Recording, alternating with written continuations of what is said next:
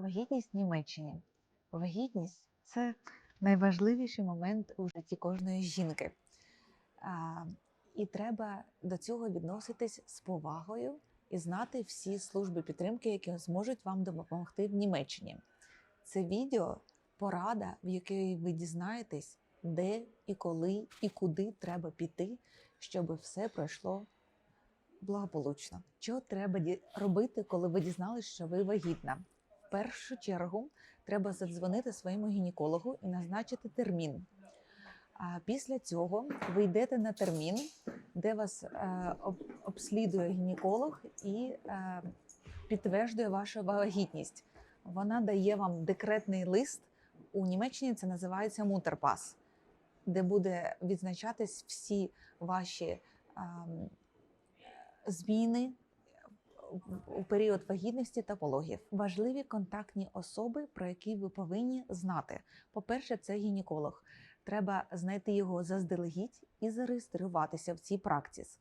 По-друге, треба мати медичну страховку, яка буде покривати всі майбутні кошти ваших обслідувань.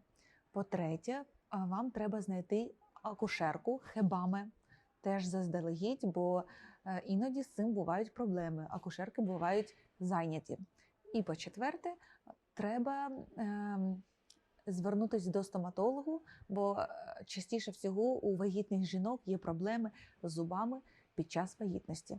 Які існують види акушерок? Є декілька типів акушерок. Перші – це вільні акушерки, фрайберуфліхе, хебамен.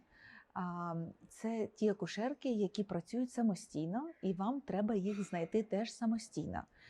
Вони можуть вас супроводжувати на протязі всієї вагітності, а також і після пологів, за доглядом за дитиною та за мамою. Другий тип – це клінічні акушерки, клінік-хебамен. Вони працюють тільки у містах клініку і не мають права вас супроводжувати після пологів.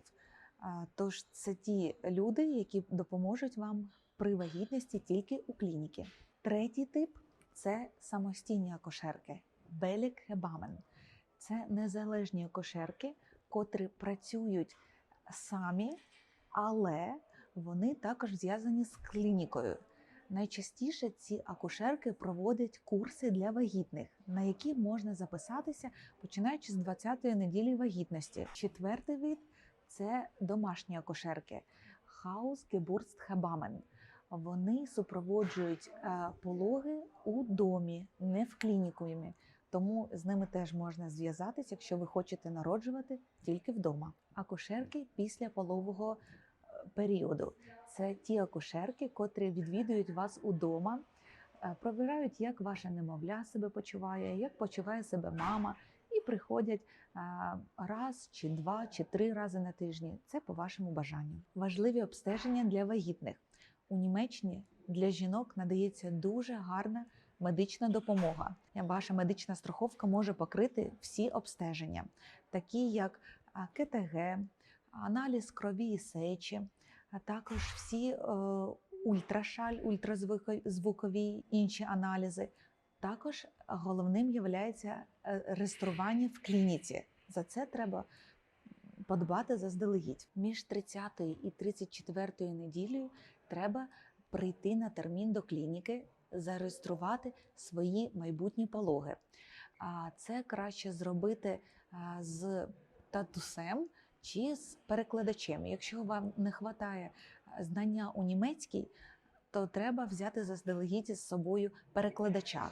Коли ви зареєструєте ваші майбутні пологи, то це вже початок того, що ви можете приїжджати у будь-який час та починати свою родову діяльність. Фінансова підтримка у Німеччині для вагітних. Є декілька типів фінансової підтримки, особливо для тих сімей, котрі мають невеликий достаток у сім'ї.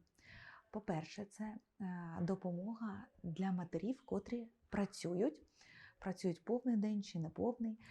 Вони не мають права працювати за 6 тижнів до появи дитини і за 8 поспіль. Друге – допомога по огляду за дитиною. Виплачується після народження дитини І щонайменше 300 євро в місяць на протязі 1 року має право отримувати мама. Третє. Допомога на дитину. Кожна дитина, котра народилась в Німеччині, має право отримувати 250-255 євро в місяць на протязі 18 років його першого життя. Четверте. Соціальна допомога або підтримка для сімей з невеликим достатком. Матір має право отримувати після 3-го місяця суму у вигляді 97 євро на протязі кожного місяця. Також Джоб-центр чи Соціальамт може дати одноразовий платіж для утримання і обладнання дитячої кімнати, що є також дуже класно. Після того, як ваша дитина народилась, її треба зареєструвати в Раці, Standesamt. Якщо дитина народилась у клінікумі, то клініка сама може сповістити про її народження. А якщо пологи були удома, то вам треба самим зателефонувати у Standesamt Раці і зареєструвати дитину на протязі перших 7 днів.